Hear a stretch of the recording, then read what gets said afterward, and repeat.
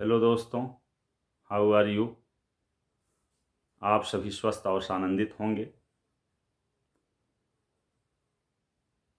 मुकेश त्रिपाठी अंतर्ज्ञान चैनल पर आप सभी आत्मीयजनों का हार्दिक अभिनंदन और स्वागत करता हूं।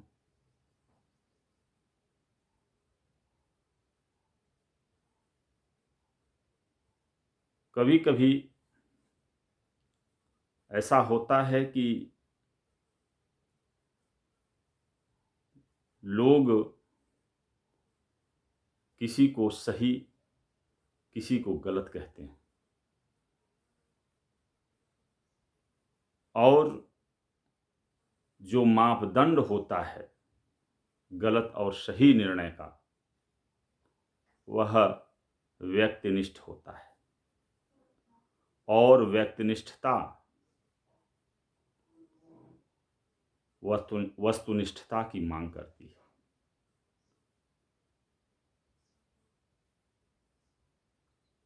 आज के समाज में जो संबंधों में दरार आ रही है और जब उस पर चर्चा किया जाता है कि संबंध क्यों टूट रहे हैं, रिश्तों में कड़वाहट क्यों आ रही है, तो जो उसकी तह में बात निकल करके आती है गहराइयों में, वह है कि गलत और सही का होना। कोई व्यक्ति इसलिए दूसरे व्यक्ति से संबंध विच्छेद करता है कि सामने वाला गलत है। गलत क्या है, सही क्या है, क्या इसका कोई सर्वमान्य पैमाना है? स्वयं में कोई व्यक्ति, स्वयं में कोई वस्तु सही है कि गलत है, इसको कैसे जाना जा सकता है? क्योंकि समग्र दृष्टिकोण से देख पाना किसी व्यक्ति को, किसी वस्तु को क्या संभव है? जब भी हम किसी वस्तु को देखते हैं तो उसके किसी न किसी बिंदु को देखते हैं, किसी न किसी भाग को देखते हैं। क्या संपूर्ण भाग को देखा जा सकता है? किसी व्यक्ति के संपूर्ण गुणों को देखा जा सकता है? व्यक्ति किसी दूसरे व्यक्ति को उतना ही जान सकता है जितना वह स्वयं को जानता है। अब प्रश्न उठता है कि गलत और सही का निर्णय कैसे हो। जैसे किसी के पास कुछ पैसे हैं और उन पैसों से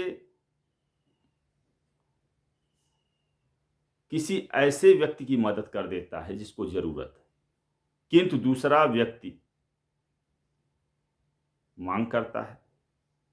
एक व्यक्ति की वह मदद करता है किंतु दूसरा व्यक्ति भी मदद चाहता है, तो जिसकी वह मदद कर दिया उसकी नज़र में तो वह अच्छा है, दयालु है, मददगार है, किंतु दूसरे की नज़र में जिसको अनुपलब्ध हो गया, जिसको प्राप्त नहीं हो सका, उसकी नज़र में तो वह कृपण हो गया, स्वार्थी हो गया, मदद न करने वाला व्यक्ति हो गया।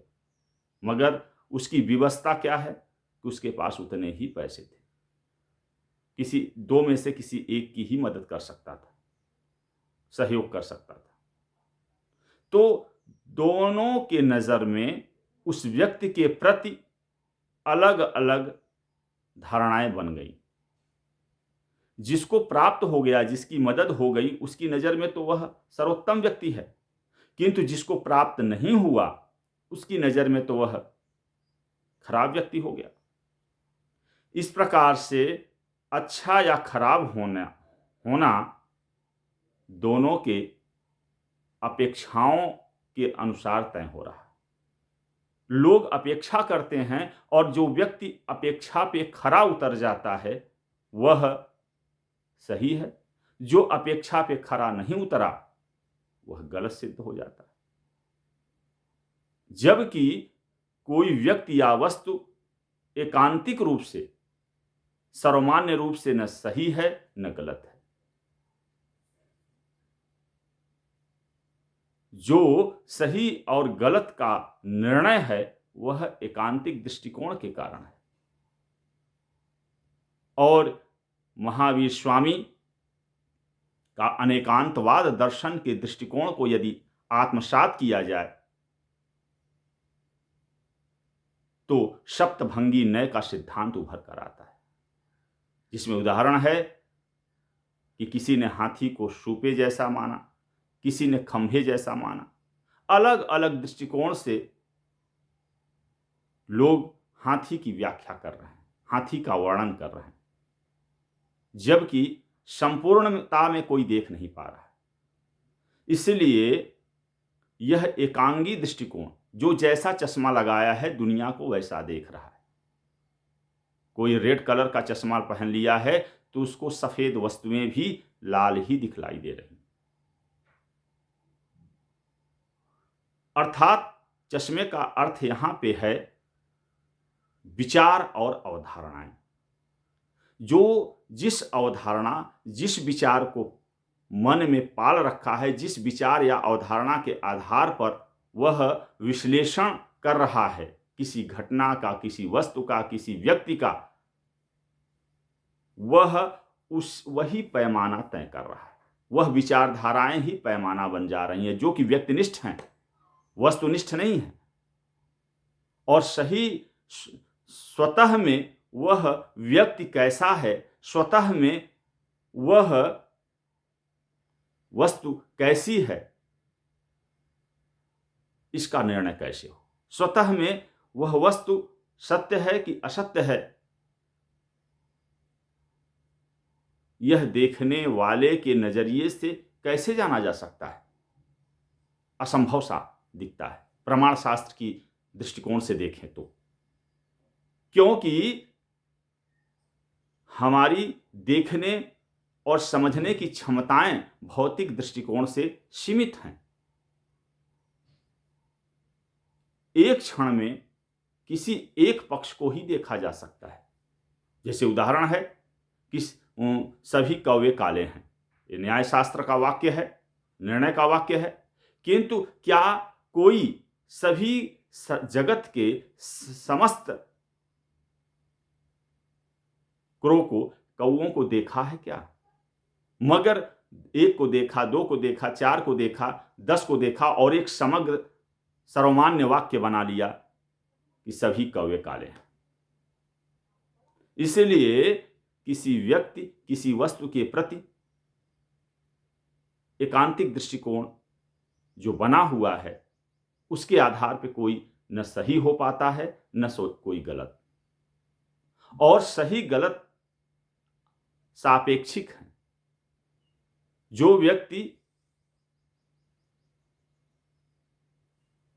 उस स्थिति में है, जैसे उसको दहेज देना है तो दहेज गलत है, लेना है तो सही मान लेता है, जबकि स्वतः में दहेज प्रथा गलत है।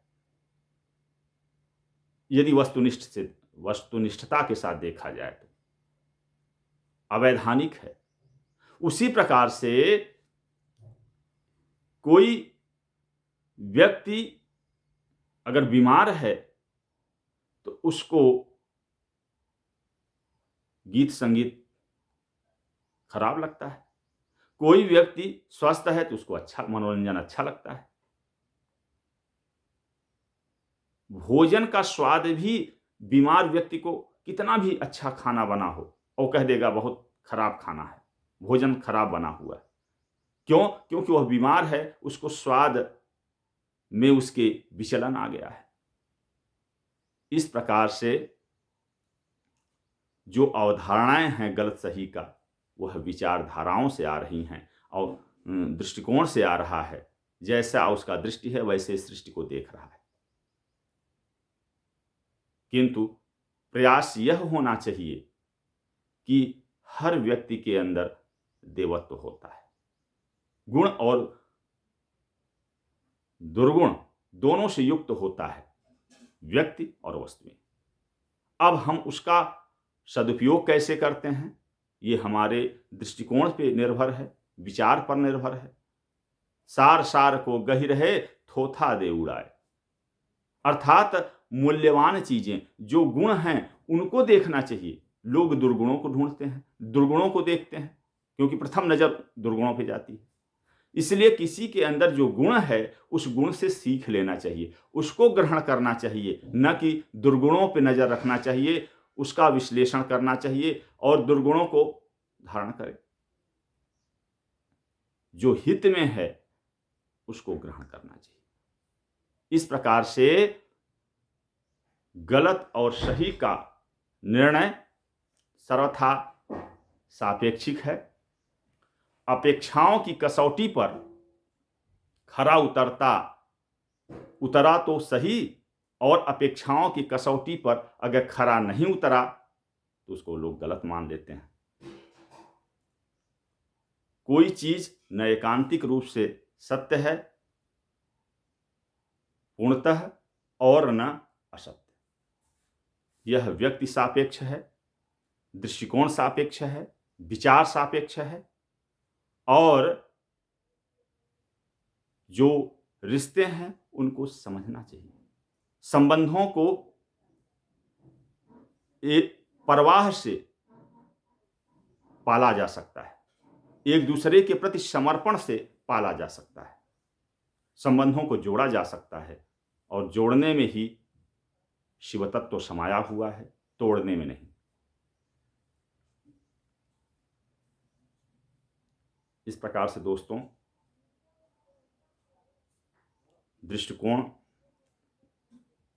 स्वस्थ होना चाहिए, सबके प्रति अच्छी भावनाएं होनी चाहिए, जिससे विश्व का कल्याण हो सके। अच्छा लगे तो सब्सक्राइब कीजिएगा, लाइक कीजिएगा, शेयर कीजिएगा। विचारधारा का उद्देश्य लोक मंगल था। यदि किसी को ठेस लगे तो क्षमार्थी है। थैंक यू, धन्यवाद, जय हिंद।